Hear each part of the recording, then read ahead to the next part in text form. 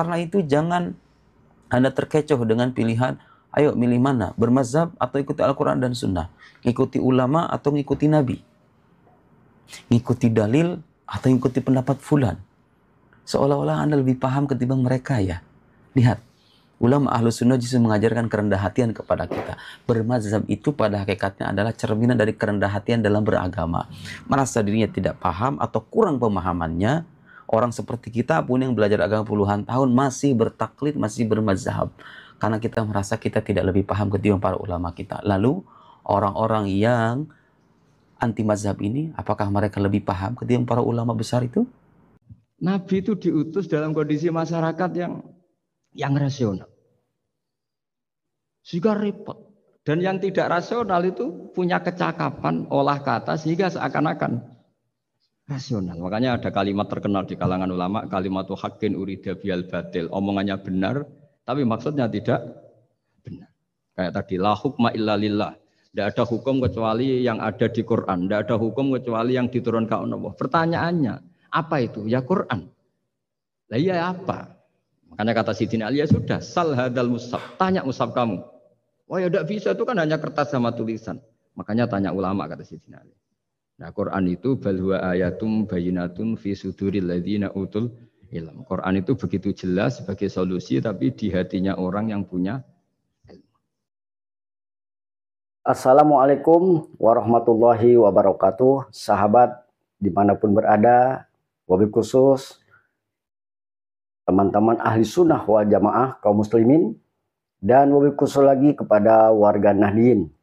Itu tadi cuplikan dari ceramah Ustadz Muhammad Nuruddin LCMA dan Kiai Haji Gus Baha menjawab tentang kelompok orang-orang yang mengajak untuk kembali kepada Al-Quran tanpa mengikuti ulama atau mazhab. Tinggal pilih mau ikut model seperti itu atau ikut seperti kalangan ahli sunnah wal jamaah. Rupanya jawaban ini menjadi referensi khususnya sahabat-sahabat saya kaum muslimin yang berpaham ahlu sunnah wal jamaah untuk kita mantapkan. Jangan terkecoh, jangan terjebak dengan kata-kata yang tadi diucapkan oleh Ustadz Muhammad Nuruddin. Mari kita simak kelanjutannya. Apa yang saya sampaikan terkait kritik terhadap mazhab salafi jangan dianggap sebagai upaya untuk memecah belah umat. Justru yang suka memecah belah, yang gampang mengkafirkan, menyesatkan, membid'ah-bid'ahkan itu adalah mereka. Karena mereka sering menyesatkan kita, menyesatkan mazhab Asy'ari, menyesatkan akidahnya, menyesatkan para ulama, maka kita perlu meluruskan. Jadi ini bagian dari meluruskan sesuatu yang keliru. Seandainya orang salafi ini diam, tidak begitu frontal dalam menyalahkan para ulama kita, mengakui kesahihan mazhab, tidak gampang menyesatkan kecuali dengan dalil-dalil yang kokoh, tidak mencaci maki orang yang berbeda pandangan, niscaya kita semua akan bergandengan tangan. Tapi kenyataannya sebaliknya. Mereka ini seringkali menyebarkan ajaran-ajaran seolah-olah mereka ini pengikut salaf, yang lainnya tidak. Makanya kita perlu meluruskan ya. Dan jangan marah kalau diluruskan. Kalau tidak setuju, cukup dibantah dengan dalil, referensi, dan argumentasi saja. Kali ini saya ingin mengulas dan memberikan bantahan atas satu pandangan yang cukup sering kita jumpai dari kalangan mereka. Suka ada tuh orang-orang yang mempertentangkan antara mazhab dengan Al-Quran Sunnah. Kamu milih mazhab apa milih Al-Quran? Milih Syafi'i atau milih Al-Quran? Kamu milih dalil atau ulama? Suka ada yang bilang begitu kan. Mempertentangkan seolah-olah kalau orang bermazhab itu nggak mengikuti Al-Quran dan Sunnah. Oh, milih ulama atau milih Al-Quran dan Sunnah? Al-Quran dan Sunnah itu maksum, terjaga dari kesalahan. Ulama itu bisa salah. Suka kan Anda menyimak orang berpandangan semacam itu? Dalam fikih ada mazhab Syafi'i, ada mazhab Hanafi, ada Maliki, ada Hambali. Dalam akidah ada mazhab Asy'ari, ada mazhab Maturidi misalnya. Ngapain bermazhab-mazhab dalam akidah? Kita ikuti Al-Quran dan Sunnah aja. Milih mana? Al-Quran apa ulama? Al-Quran dari Allah, ulama itu manusia, bisa salah. Nah, ini cara berpikirnya sebetulnya sangat gampang untuk dibantah. Saudara-saudara sekalian, mazhab itu adalah jalan kita memahami Al-Quran dan Sunnah Nabi Muhammad Sallallahu Alaihi Wasallam.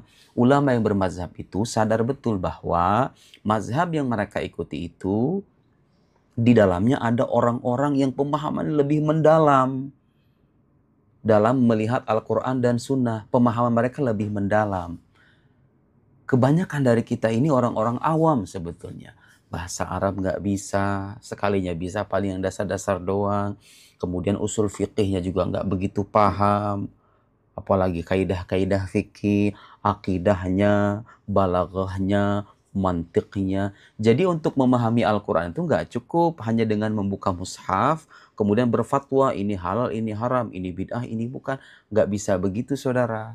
Harus melalui kaidah-kaidah keilmuan dan itu orang perlu belajar puluhan tahun.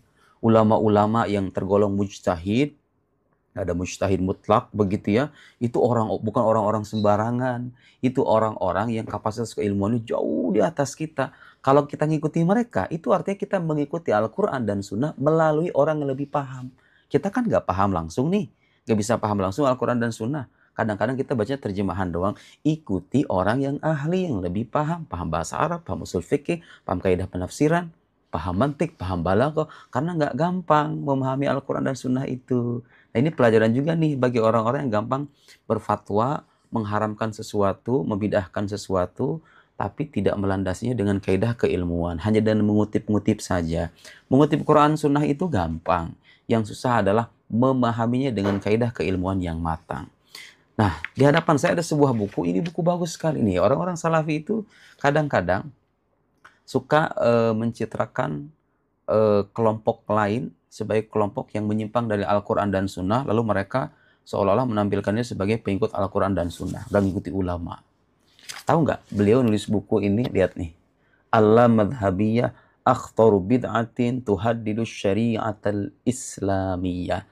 Karangan Syekh Muhammad Said Ramadan Al-Buti yang pernah saya ulas di video sebelumnya. Anti mazhab, Al-Madhab ini anti mazhab. Jadi kayak orang Salafi zaman sekarang ini. Gak mau bermazhab, pengennya langsung Al-Quran dan Sunnah aja katanya. Padahal tanpa disadari mereka sendiri kadang-kadang ikut dan bertaklid kepada tokoh-tokoh ulama mereka. Muhammad Ibn Abdul Wahab, Ibnu Taimiyah, Ibnu Qayyim, Syekh Utsaimin, Syekh Ibn Baz, dan lain-lain. Mereka ingin lari dari mazhab, sadar atau tidak mereka sendiri kadang terjatuh ke dalam taklid kepada ulama mereka. Sama aja dong kalau gitu. Ikuti Imam Syafi'i, ikuti Imam Ahmad, ikuti Imam Abu Hanifah, ikuti Imam Asy'ari dalam akidah, ikuti Imam Maturidi dalam akidah. Kita ini sama-sama berjalan memahami Quran dan Sunnah. Gak bisa langsung, kecuali kalau Anda seorang mujtahid. Intelektualitas Anda di atas rata-rata. Baru Anda mengatakan, ayo kembali kepada Quran dan Sunnah. Jangan ikuti yang ulama yang lain. Kalau Anda mujtahid. Tapi kalau Anda orang awam, harus bertaklid. Ya. Jadi bermazhab itu bagian dari ajaran Islam. Ya, justru kata beliau anti mazhab itu adalah akhtaru bid'atin, bid'ah yang paling berbahaya yang bisa menghancurkan syariat Islam. Bukan saya ngomong ya, anti mazhab itu bid'ah, yaitu berbahaya bagi syariat Islam. Dan logika sederhananya begini saudara-saudara sekalian. Dalam setiap bidang keilmuan itu ada ahlinya masing-masing. Di kedokteran, di pertanian, dunia bisnis, politik, hubungan internasional, apapun itulah disiplin keilmuannya. Ada para ahli kan. Kalau para ahli bicara, itu landasannya nggak cuma sebatas membaca 1-2 lembar halaman. Mereka itu melahirkan teori, melahirkan kesimpulan berdasarkan pengamatan yang mendalam. Di agama juga begitu, ada para ahlinya gitu loh. Yang akidah ini ada imamnya, yang fikih ada imamnya, begitu. Nah kalau kita bermazhab itu artinya apa? Kita meninggalkan Quran dan Sunnah? Tidak. Justru itu cara paling selamat dalam memahami Al-Quran dan Sunnah karena kita nggak bisa paham langsung. Jadi bertaklid ini hal yang normal sebetulnya dalam kehidupan kita. Dalam kehidupan sehari-hari pun kalau kita pergi ke rumah sakit, kita kan sebetulnya itu mengiyakan pernyataan dokter karena kita percaya ada keahlian di situ. Ya.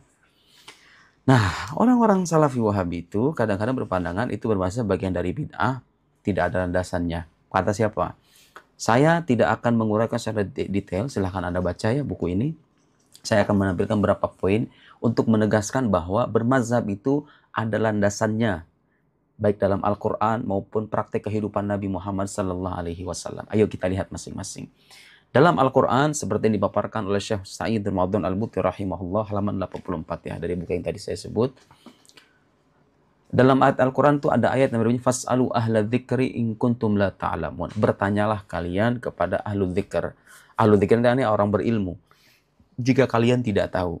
Lihat perintah Al-Quran. Kalau kita nggak tahu, nggak paham fikih secara menyeluruh nih, nggak paham akidah secara menyeluruh, maka tanya sama yang punya pengetahuan. Sangat wajar sekali kan. Jadi kalau saya dalam akidah bermazhab Asy'ari, itu bukan berarti bikin agama baru. Imam Asy'ari itu mengikuti ajaran salafus soleh dalam akidahnya. Dia punya jasa dalam membantah pikiran-pikiran yang menyimpang, sekaligus punya jasa merumuskan kaidah-kaidah keilmuan yang kemudian dilanjutkan oleh para murid-muridnya seperti Imam Baqilani, Imam Ibnu Furaq, dan imam-imam yang lain, Imam Ghazali misalnya. Jadi Imam Asy'ari itu tidak datang dengan agama baru, begitu dengan Imam Maturidi. Dia tidak datang dengan agama baru, begitu dengan Imam Syafi'i, Imam Ibnu Hambal, Imam Malik, Imam Abu Hanifah. Mereka itu adalah orang-orang yang ahli dalam bidangnya, punya murid-murid, dan mereka melahirkan karya. Dipelajari karyanya ini, dirumuskan kaidah-kaidah keilmuan, menyebar ke berbagai pelosok dunia, jadilah mazhab itu. Dari mana itu terlahir? Dari Al-Quran dan Sunnah juga semuanya itu. Dan Al-Quran merintahkan kita, kalau kita nggak paham, tanya sama yang tahu. Ini ajaran keluarnya, bermazhab itu. Ajma'al ulama, kata Syekh Sa'id Ramadan Al-Buti. Ulama semuanya sepakat ala annal ayah, bahwasanya ayat tersebut, fas'alu ahla dzikri in kuntum la ta'lamun, amrun liman la ya'lamal hukma wa la dalilahu bittiba'i man ya'lam dzalik. Ulama semuanya sepakat bahwa ayat itu adalah perintah kepada siapapun yang tidak mengetahui hukum agama dan dalil-dalilnya untuk mengikuti orang yang tahu. Ayo, bermazhab itu adalah saya dalam Al-Quran ada itu. Wa qad ja'ala 'ammata ulama'il usul hadhil ayah umdatahum al-ula fi anna al-'ammi taqlid al-'alim al-mujtahid. Para ahli ulama usul fikih sebagian besar sepakat menjadikan ayat ini sebagai landasan utama dalam menetapkan kesimpulan bahwa orang awam yang tidak begitu paham agama secara mendalam itu harus bertaklid kepada alim yang mujtahid, yang punya pemahaman agama yang matang, memahami kaidah-kaidah keilmuan secara menyeluruh dan komplit. Dan landasannya adalah ayat Al-Quran bermazhab itu ya. Oke, itu satu aja dari ayat Al-Quran. Banyak nih dari dalilnya. Oke, kemudian dalam praktik kehidupan Muhammad sudah ada belum praktik bermazhab itu? Memang istilah Syafi'i, Asy'ari, Maturidi itu nggak ada di zaman Nabi. Karena tokoh-tokoh muncul belakangan ya. Tapi inti dari bermazhab itu sendiri sudah ada di zaman Nabi. Karena inti dari bermazhab itu apa sih? Kita menjadikan ulama-ulama itu sebagai peta kita untuk memahami Al-Quran dan Sunnah. Karena kita merasa kita tidak begitu paham. Al-Quran itu bahasa Arab sangat mendalam. Ada lihat tuh di belakang saya kitab-kitab tafsir itu belasan jilid. Ini hanya secuil saja di sekian banyak kekayaan hazanah Islam. Susah kita itu memahami Al-Quran sebagaimana pemahaman ulama itu. Makanya kita taklid gitu loh. Nah, beliau menjelaskan bagaimana praktek kehidupan sahabat. Madalla alaihi al-ijma' min anna ashab Rasulillah sallallahu alaihi wasallam kanu yatafawatuna fil ilm. Semua ulama sepakat bahwa para sahabat itu berbeda-beda tingkatan pengetahuan keagamaannya. Jadi sahabat sendiri beda-beda. Ada yang alim, ada yang awam sahabat. Tapi seawam-awamnya sahabat, mereka derajatnya di atas kita ya. Itu perlu kita catat. Walam yakun jami'uhum ahla futya kama qala Ibnu Khaldun walakana ad-din yu'khad an jami'ihim. Dan tidak semua sahabat itu ahli dalam berfatwa. Artinya, ada di kalangan sahabat Nabi yang tergolong sebagai awam dan mereka diminta untuk mengikuti penjelasan yang ahli. Kalangan sahabat yang benar-benar ahli pemahamannya. Di antaranya siapa? Nanti disebutkan oleh beliau. Di antaranya Khulafa Arba'ah, 4 khalifah, Abu Bakar, Umar, Uthman, Ali, ditambah Abdullah bin Mas'ud, Abu Musa al-Asy'ari, Mu'adz bin Jabal, Ubay bin Ka'ab, Zaid bin Thabit. Ammal muqallidun lihaula fil madhhab wal fatwa fakanu fawqal hasar. Adapun para sahabat yang bertaklid kepada mereka yang tadi kita sebutkan itu tidak terhitung. Jadi praktek mengikuti orang lain yang lebih paham dalam beragama sudah ada di zaman sahabat. Itu nama inti bermazhab itu kan begitu sebetulnya. Kita mengikuti orang yang lebih paham dalam agama karena kita lebih percaya dengan keilmuan mereka. Imam Ghazali dikutip di sini bahwa Kata beliau dalam kitab Al-Mustasfa, sini dikutipkan, saya bacakan kutipannya, bahwa orang awam itu tidak ada pilihan kecuali bertaklid, ya. Ahaduhuma ijma'us sahaba fa innahum kanu yuftuna al-awam wa la ya'murunahu bi nail darajatil ijtihad wa dhalika ma'lum 'ala ad-darurah wa tawatur min ulama wa awaim.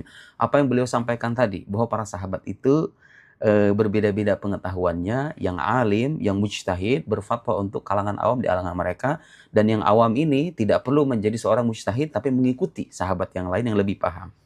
Al-Amini juga mengatakan hal yang sama, ini ulama besar Al-Amini. Wa ammal ijma' fa huwa annahu lam tazal al-'amma fi zaman as-sahaba wat tabi'in qabla huduthil mukhalifin yastaftuna al-mujtahidin wa yattabi'unahum fil ahkam syar'iyyah. Kalangan awam dari sahabat itu senantiasa meminta fatwa dari kalangan sahabat yang mujtahid, yang lebih alim, yang lebih paham agama, dan mengikuti ketetapan-ketetapan mereka. Jadi, kalau dibilang bermazhab itu nggak ada landasannya dalam Al-Quran dan Sunnah, itu dari mana ya? Kita berhak bertanya loh. Itu landasan Anda yang mengatakan tidak perlu bermazhab, kemudian tidak perlu ikuti ulama. Itu landasannya dari mana? Ini Al-Quran, praktek kehidupan sahabat, terjadi. Kemudian ada kutipan dari Imam Syatibi. Fatawal mujtahidin binisbati ilal awam kal adillati syar'iyyati binisbati ilal mujtahidin. Fatwa-fatwa para ulama mujtahid seperti Imam Syafi'i, Imam Hanafi, dalam akidah Imam Asy'ari, Imam Maturidi, itu seperti dalil-dalil syar'i bagi fatwa-fatwa orang alim, orang mujtahid bagi orang awam, bagi kita nih.